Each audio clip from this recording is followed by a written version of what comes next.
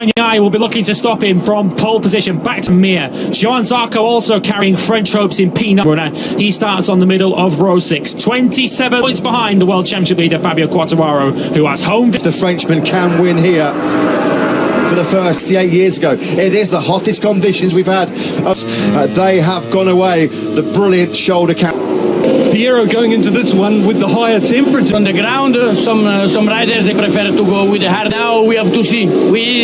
For me, it's never a good thing. A day of glory potentially beckons then for the perfect time. What a fitting result it would be if Fabio Quartararo had the best race pace all weekend so far. Victory here in MotoGP and the French Grand Prix in 2020. Perfect view of the start for Aleix Espargaro, who's going to be aggressive all the way through the Dunlop chicane for the first time, but it's the Australian behind him on the third row. The great Quartararo came through the first sector. Jack Miller got the dream launch from second on the grid. It's an old Ducati twins there as well.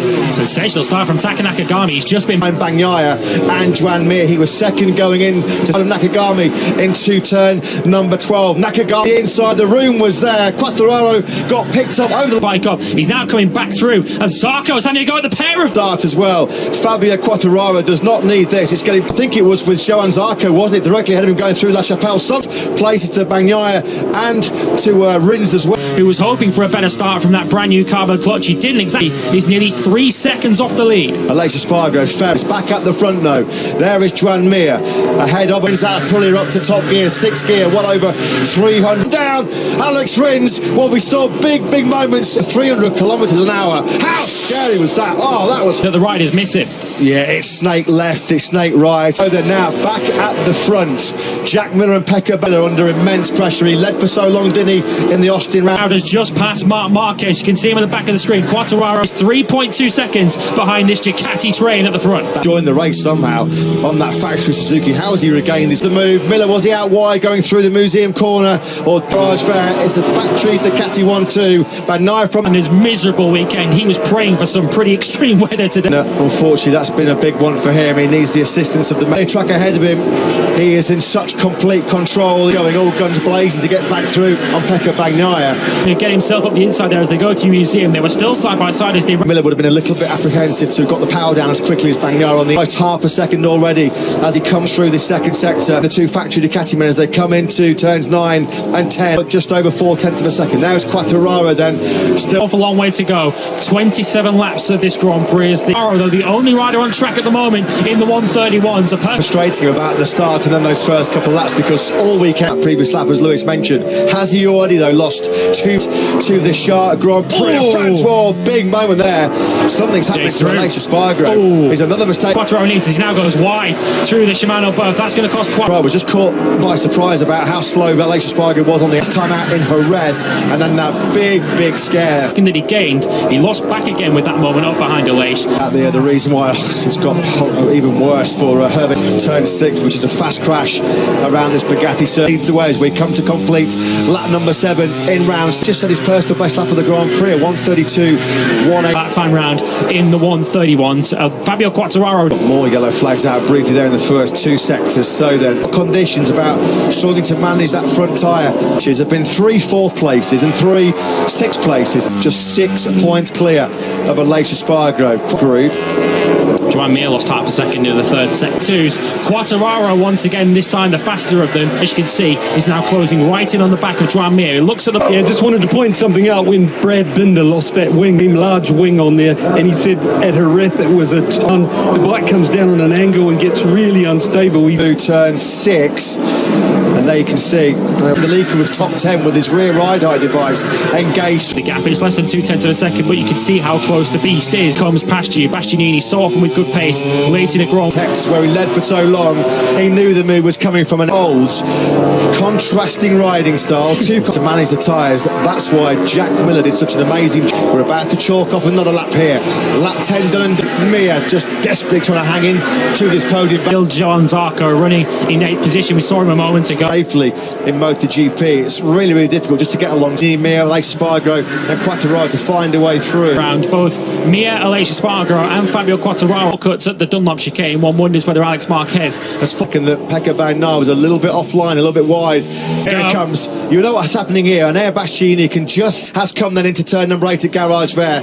Jack Miller will not only got in terms of his race pace and a victory charge. Aleix Espargaro and Fabio Quartararo are visibly closer. 12, Bagnaia's lead. His pace hasn't really fluctuated. Another third with him. And Joan Zarco once again another personal best. He's the fastest. There is Marc Marquez again fighting contender, isn't he, this year for Yamaha with Francce Morbidelli, who ran Yamaha B without the skills and the talents of Fabio Quartararo. 10th back on Pecco Bagnaia out front, but it's up ahead of him. There's a great battle going on further back amongst the factory KTMs. We got all the fringes of the top 10. The thing as well, Lewis, is the gap, whether they are thinking about managing that front tyre pressure. Pressure does go up. Back on board with the shoulder cam. What do you first saw the shoulder cam in action on Friday in free through La Chapelle? What's the gap between Aleix Espargaro and Quartararo? Past half distance now in this Grand Prix. So Quartararo, if he is trending much of the Jerez Grand Prix, staring at the back of a Ducati. This Grand Prix, of course, there would only be a point pulled back by Aleix Espargaro. The result here in Le Mans, that was Noriyuki Haga, the samurai of post-race in Jerez at the Hamamatsu factory in 10 weekends so far. And Joan Mir goes down. Up into 4th position. Then Fabio Quartararo now. Miller and Aleix Espargaro. Now that they've got a little bit of empty tarmac ahead of them, can he now close the gap to this trio of Ducatis out front? Because you just clattered into it the first corner by Jack Miller. French Grand Prix then.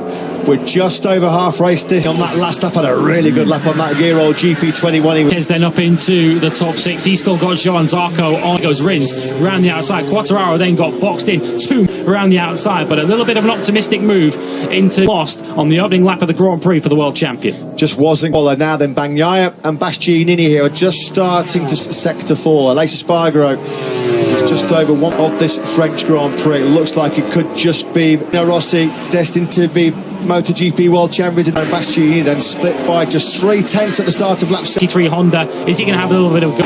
Yeah, so Marquez then runs wide at La Chapelle. You can hear what the penalty for impeding Paul Espargaro at the end of Q2. He places on the grid, and when everybody can launch off the line, we come now into turns 11 and 12. It's on your screen, Martin not getting the point. A fire extinguisher. Shimano both. So the challenge has just not got going at all, has it? Jorge Martin, better days will be on the horizon for him.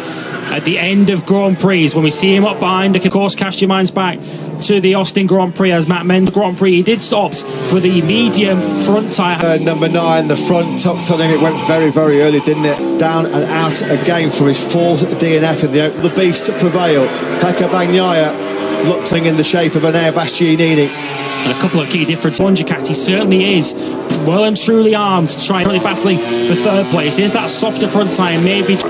Yeah, Miller's got in the 3rd sector. That's where he's at. 19 laps done here in Le Mans. 57, they power the Ducatis up to 3rd gear. It's enough to attack. Bagnaia into turn number 7. He closed laps at the end of Grand Prix. Here's Fabio Quartararo. For Fabio Quartararo, if he can get past Aleix Espargaro, and they can present the last time around, but no one has an answer. So these 2 Italians. The advantage just about a quarter of a second as we go. That occasionally was Quartararo. Now not back. It's all now about the drive over the hill through turn number 6. Having worked so hard to take the lead, Francce thinks he's got pace to not only pass Bagnaia, but he has cracked. We don't see that very often from Pecco Bagnaia. Tyre into Garage Vert. He did well actually not to run. It's a little bit early, but as it turns out, Bagnaia just left. Well, can you believe it? What a misery. 5 corners later into turn number 13, full lean. And what that now means is Fabio Quartararo has a great chance. 2022, he's 2.3 seconds clear of Jack Miller. And with only 7 laps to go at that stage, already you were looking at 20 points with his teammate right behind him. 2 DNFs, and they feel that Quartararo is going to get 13 points.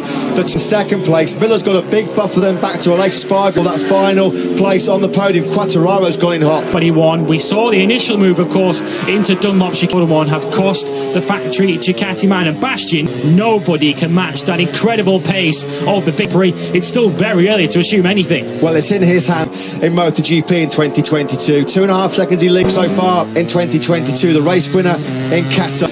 Fabio Quartararo, as close as he's been for 15, 16 laps, but he has not yet been able to even show. Quartararo was nowhere near close enough, approaching the done out of Museum Corner, and he's nowhere near close enough. The Aprilia is disappointing afternoon for him. He looked with Quartararo. Pecco, I think he's going to be bitterly disappointed, bitterly frustrated. There were 2 in the space of 5 corners, which have put a massive. Spargo will be increasing his advantage over Bagnaia, who will 2 weeks' time. But what a boost this would be. Credit here to a later Spargo.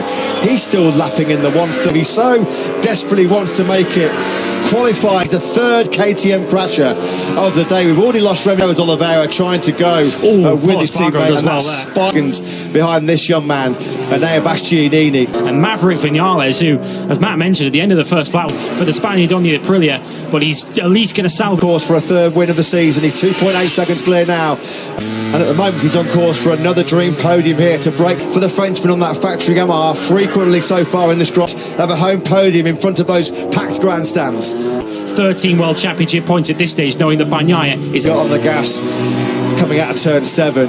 He's now lapping in those high 132s. It's a lonely 6th place on the kilometres then of this famous Ducati circuit, then won in America. They are his only 2 podium finishes. Brilliant consistency as always. It's been the biggest reward here for all that pressure, because he's 3 seconds. Fabio Quartararo finds something late on here to get later Spargo look like they're on course for a P3. Later Spargo to pull that one. He's nowhere near close enough. He's going to have to set off the podium in your home Grand Prix, 4th placed. The fans have loved the beast here in Le Mans, and now Bastianini wins the 24th 2nd place after the big blunder by his teammate Pecco. Dirted on him from Fabio Quartararo. Quartararo misses the home podium with Johann Zarco on lap 1. Marini 9th, Mav Greens, and now Bastianini famously wins the French